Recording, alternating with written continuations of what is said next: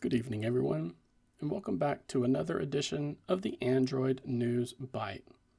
Today, I wanted to highlight some new details regarding the lawsuit Epic Games filed against Samsung over how it was treating third-party app stores with its new auto blocker feature. So, something absolutely wild just happened in the world of Android. Just 2 days before Samsung's massive Unpacked event, a bombshell dropped. Epic Games, the company behind Fortnite, has suddenly settled its lawsuit against Samsung. Now, some of you may be asking why this is such a big deal. And it's because Epic was accusing Samsung of conspiring with Google to unfairly block other app stores, specifically Epic's own. But it was really about all of them. And while we are expecting to hear some good news soon, nobody is saying what the terms of this settlement are right now. It's a complete mystery. So what did Samsung do to make Epic drop its claims? Let's try to uncover this hidden deal. To understand this, we need to rewind a bit. Last summer, after famously winning their lawsuit against Google over its App Store monopoly, Epic Games turned its sights on Samsung, and they alleged that Samsung was secretly working with Google to stifle competition. The main villain of the story? It was actually a new Samsung Galaxy feature called Auto Blocker. This feature was being enabled by default on tens of millions of Samsung's Android phones and tablets.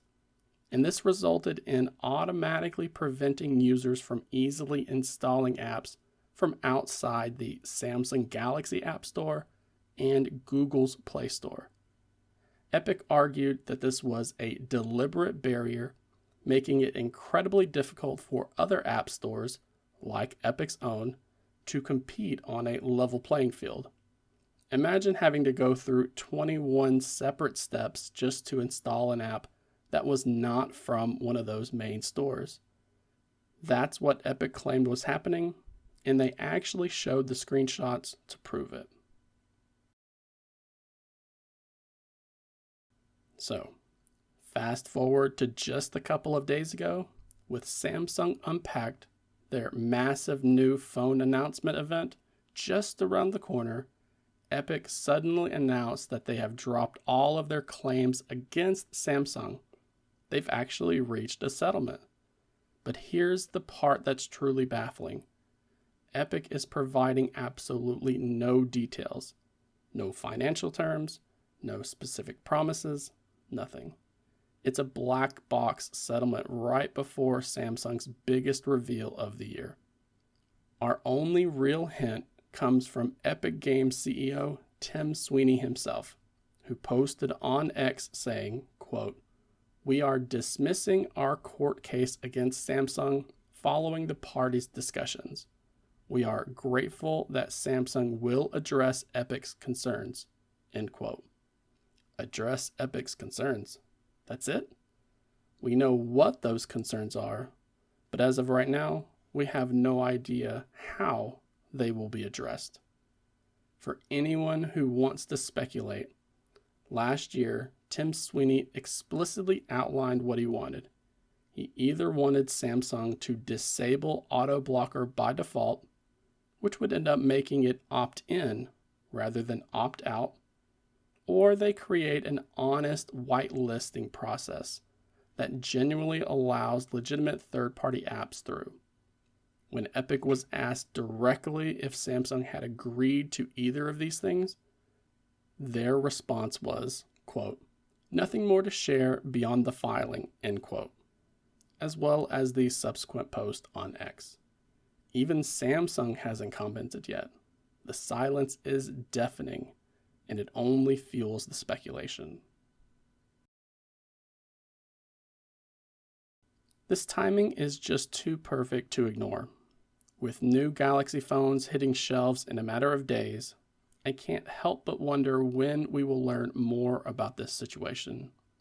Many had suspected that we were going to learn something at Samsung's official Unpacked event, which took place earlier today, with the possibility of some big announcement happening on stage where we learn about the new changes to Auto Blocker, or we hear about a new collaboration between Samsung and Epic Games.